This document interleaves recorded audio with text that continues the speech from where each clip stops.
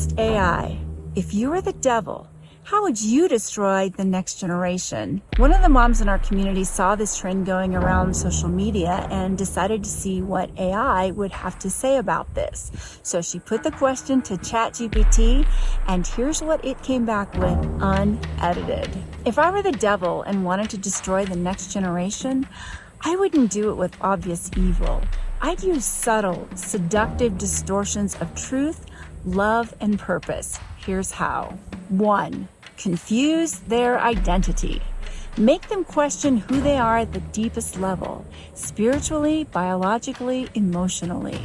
Sever them from the concept of being created with inherent worth, divine image, or purpose.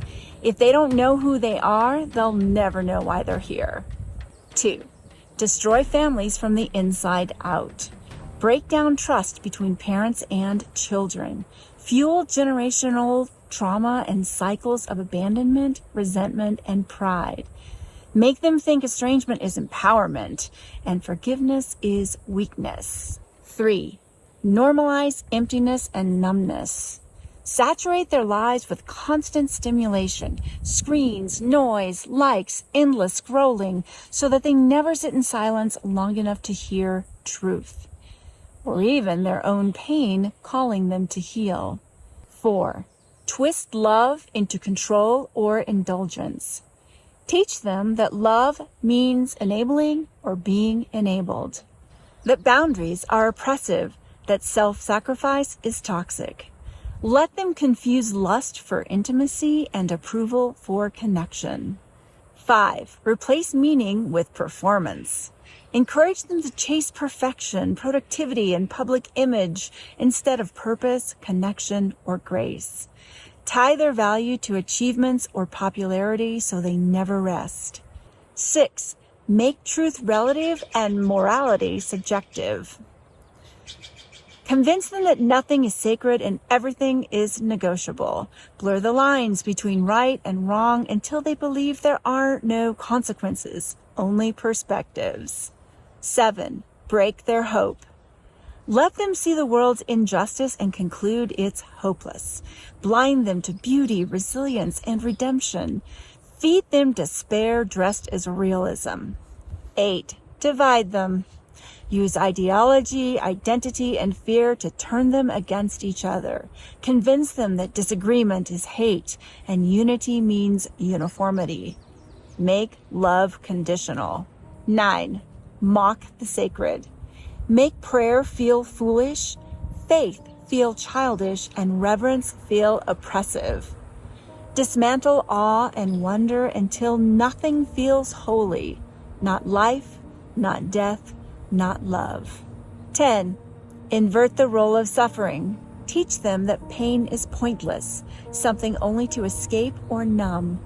Hide from them the truth that pain can also purify, awaken, and deepen the soul. That is straight up what ChatGPT said, word for word, and the mom in our group added some thoughts of her own. She said, whether or not one believes in a literal devil, this kind of reflection can awaken us to what threatens the hearts, minds, and futures of our children. Now, this particular mom happens to be a very talented writer, and she had more to say on this from a faith-based perspective. So I'll put the link to her Substack article in the description below.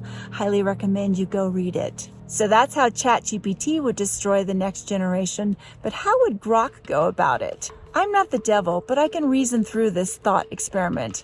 I like how it clarifies that point. If the goal were to undermine a generation's potential, I'd focus on subtle systemic tactics that erode their ability to think critically, connect meaningfully, and act with purpose. Here's how it might go. 1. Overwhelm with distraction. Flood them with endless digital noise, social media, streaming, games designed to keep them hooked on instant gratification. Algorithms would prioritize outrage and triviality, fragmenting attention spans and drowning out deep thought. I'd make sure they're too busy scrolling to question anything. 2. undermine meaningful connection, promote isolation through hyper-individualism and virtual interactions over real ones. I'd push narratives that make trust in others, friends, families, communities seem naive. Division by ideology, race, or class would keep them fractured and suspicious. 3. Cripple critical thinking.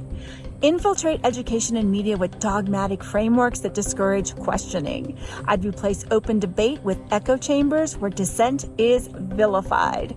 Misinformation would be rampant, but I'd make it hard to discern truth by blurring the line between fact and opinion. 4. Exploit insecurity. Amplify their fears of failure or not measuring up.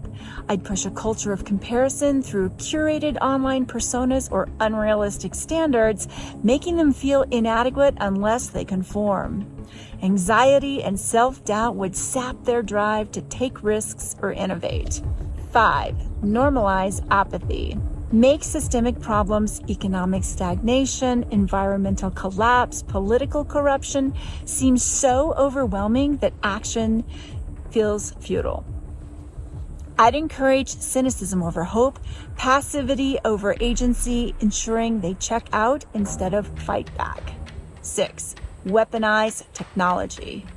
Use AI and data to manipulate choices subtly, tailoring ads, news, and content to reinforce biases or consumerism. I'd make surveillance feel normal, so they self-censor out of fear of being judged or canceled. The kicker? I'd make it all feel like their choice. Freedom, entertainment, self-expression, while quietly pulling the strings.